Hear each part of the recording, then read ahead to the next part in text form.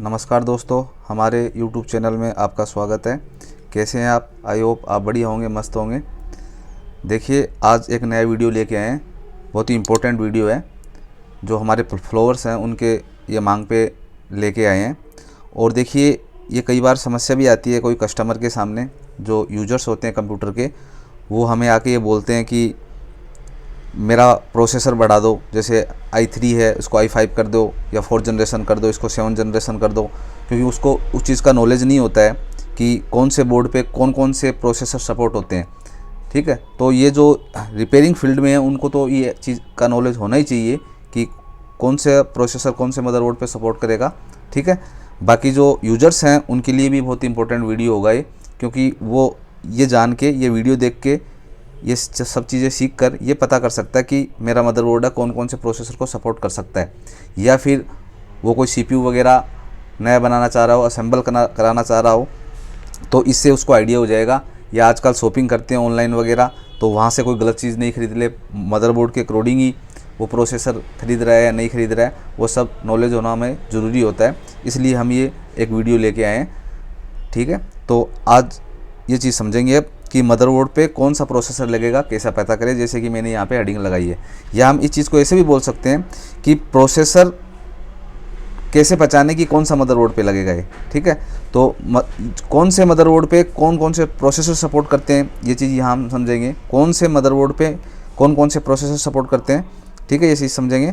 और ये ऐसे भी समझ सकते हैं इस चीज़ को कि ये प्रोसेसर कौन से मदरबोर्ड पे लगेगा। ठीक है, तो दोस्तों ये वीडियो देखेंगे तो आप इस वीडियो को बिना स्किप किए लास्ट तक देखें, जिससे आप ये सब चीज़ें अच्छी तरीके से समझ पाएंगे।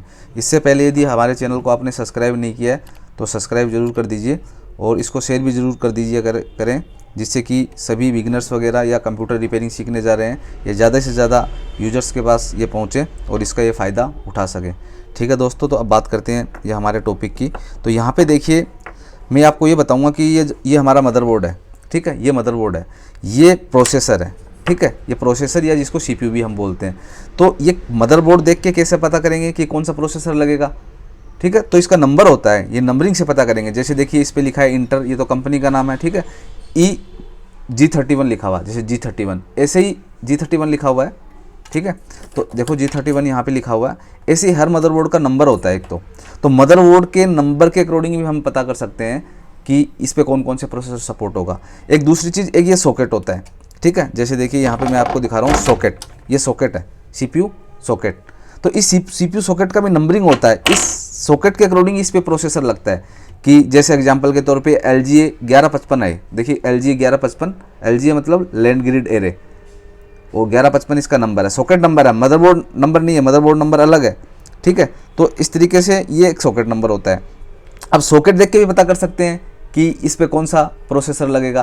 तो मैं यहाँ पे आपको जो बताने जा रहा हूँ, मदरबोर्ड नंबर और उस पे कौन सा सॉकेट है उस मदरबोर्ड नंबर पे, जो मार्केट में अवेलेबल है मदरबोर्ड, जो मेनली हमारे चलते हैं, वो कौन कौन से मदरबोर्ड हैं, उन पे कौन सा सॉकेट मिलेगा आपको, और उस पे कौन सा प्रोसेसर सपोर्ट होगा, यहाँ पे मैं आपको लिख के बताऊँगा, जिससे आप आसानी से ये चीज़ समझ सकेंगे। ठीक है दोस्तों, तो देखिए, सबसे पहले अभी जो थोड़ा चल रहा है मार्केट में उसके हिसाब से बताता हूँ। बाकी पुराने तो बहुत बोर्ड होते हैं। ठीक है, जैसे 845, 945, 865, वो सब चले गए। जैसे अब थोड़ा ये चल रहे हैं, वहाँ वो कौन कौन से, उसके बारे में हम बात करते हैं। तो देखिए, सबसे पहले बात करते हैं, जैसे G31 और G41 मदरबोर्ड आता है। ठीक है, इसके ऊपर जो सॉकेट होगा वो LGA 775 नंबर होता है उस सॉकेट का। ठीक है, कई मदरबोर्ड वाले लिख देते हैं, कई जैसे चाइनीज़ वगैरह वाले हैं ये सॉकेट का नंबर नहीं लिखते हैं, तो LGA 775 सॉकेट होता है। ठीक है, तो देखिए, ये मदरबोर्ड 31 नंबर लिखा हुआ है, ऐसे ही 41 वगैरह भी लिखा होगा।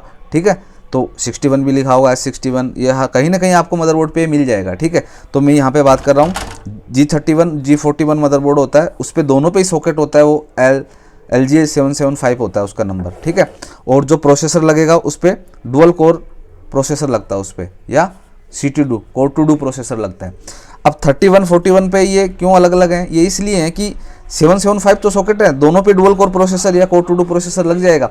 लेकिन देखिए, यहाँ पे 31, 41 इसलिए अलग बना दिया था क्योंकि 31 पे DDR2 रैम लगती है, जिसमें 31 है तो प्रोसेसर तो DDR2 उस पर डुअल कोर चलेगा हमारा।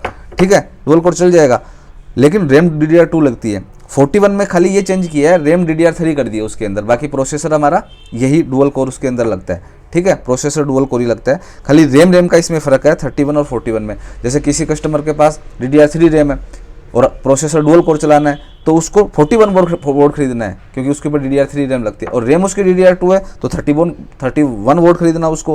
प्रोसेसर तो दोनों भी चल रहा है लेकिन रैम उसकी 31 में डलेगी, तो खाली रैम का डिफरेंट है, dual core Core two Duo दोनों पे चलते हैं। ये इसका सॉकेट नंबर होगा।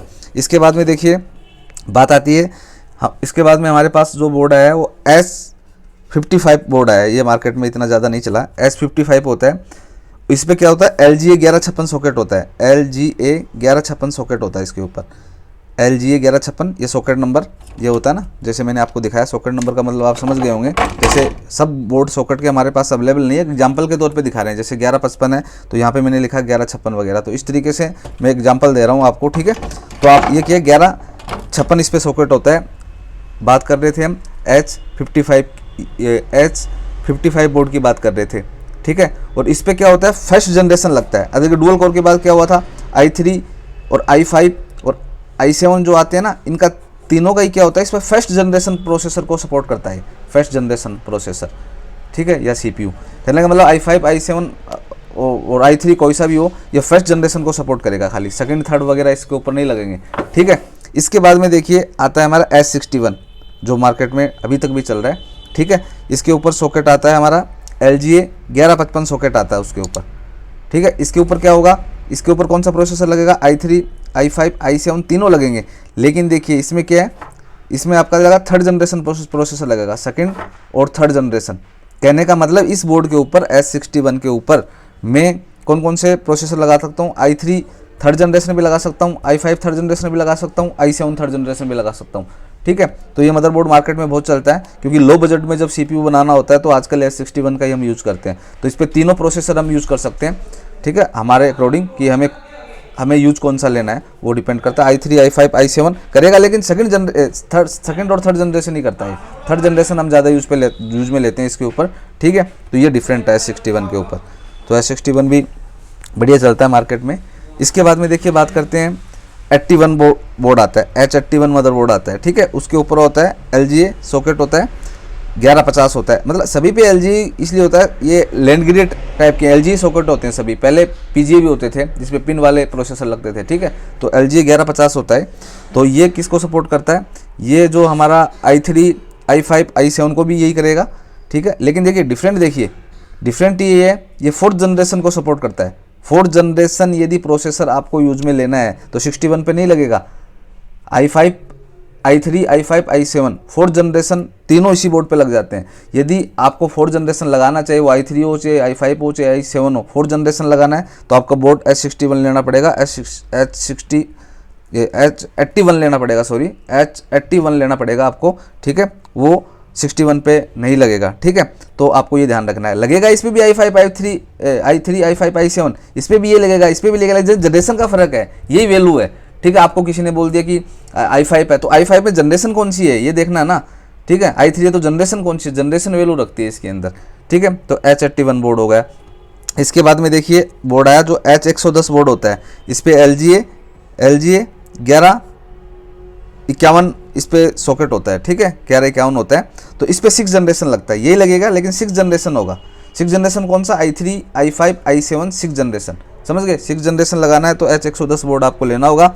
इसके बाद में बात आती है H310 मदरबोर्ड आता है, ठीक है। H310 H370 होते हैं, वो सेम सॉकेट होता है इस पर, LGA 1151 इस पे सॉकेट होता है।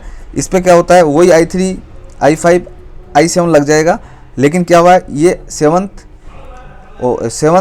जनरेशन 8th जनरेशन और ये 9th जनरेशन को सपोर्ट करते हैं। यदि हमें 7th 8th या 9th जनरेशन का प्रोसेसर लगाना है तो मदरबोर्ड लेना होगा H310।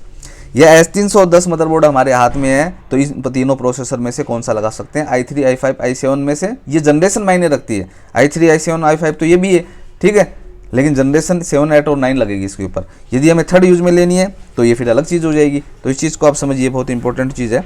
फिर इसके बाद में देखिए बात आती है H410 मदरबोर्ड है, ठीक है। H410 पे क्या होता है, LGA 1200 सॉकेट होता है उसके ऊपर, ठीक है, जो प्रोसेसर लगने का सॉकेट होता है। इसके ऊपर क्या होता है, वही चीज़ i3, i5, i7 तो लग रहा है, लेकिन इसके बाद जनरेशन कौन सी सपोर्ट कर रहा है, ये 10 और 12 जनरेशन सपोर्ट करता है, ठीक है। तो ये जो लेटेस्ट में ही चल रहा है आजकल ये, ठीक है। तो मेरा कहने का मतलब ये है कि i3, i5, i7 तो है आपका, लेकिन जनरेशन कौन सा ये मायने रखता है। तो इस चीज़ में देखो है दोनों i3, लेकिन रात दिन का फ़र्क है इसके अंदर। ये देखो 10-12 जनरेशन है, जो लेटेस्ट चीज़ है, जो कॉस्टली चीज़ है, ये इससे बहुत सस्ती चीज़ है, ठीक है। तो आप मदरबोर्ड के नंबर को देख के, जैसे कि देखिए नंबरिंग में आपको यहाँ दिखा रहा हूँ, यहाँ दिखा रहा हूँ मैं आपको, ठीक है। जैसे नंबर में, जैसे ये S61 मदरबोर्ड है, S61 है, PV S61, तो S61 पे कौन सा लगेगा, S61 पे लगेगा ये आपका सेकेंड या थर्ड जनरेशन लग जाएगा, ठीक है। और बाकी सॉकेट नंबर भी देखिए 1155 ये लिखा हुआ है LGA, ठीक है, 1155 सॉकेट नंबर लिखा हुआ है। तो इस तरीके से आप पहचान कर सकते हैं, ठीक है। इसके अलावा जैसे देखिए प्रोसेसर मैंने रख दिए हैं, बस खाली ये नंबर का गेम है। यहाँ पे देखिए ये डुअल कोर प्रोसेसर है, इस पर लिखा हुआ होता है सब, ये इंटेल कोर 2 ठीक है, ये लिखा हुआ है, ये इसकी स्पीड है 3.0 GHz, ठीक है। ऐसे देखिए दूसरे प्रोसेसर है, ठीक है, ये भी डुअल कोर का ही सेम है, ठीक है। इसके अलावा देखिए यहाँ पे ये देखिए, इस पे देखिए थोड़ा, ये कोर i5 है, कोर i5 है, 4500 है, कोर i5 4500 मतलब 4 जनरेशन है, 4500 है। तो इसके अलावा देखिए ये i7 का है, कोर i7 477, ये भी 4 जनरेशन है।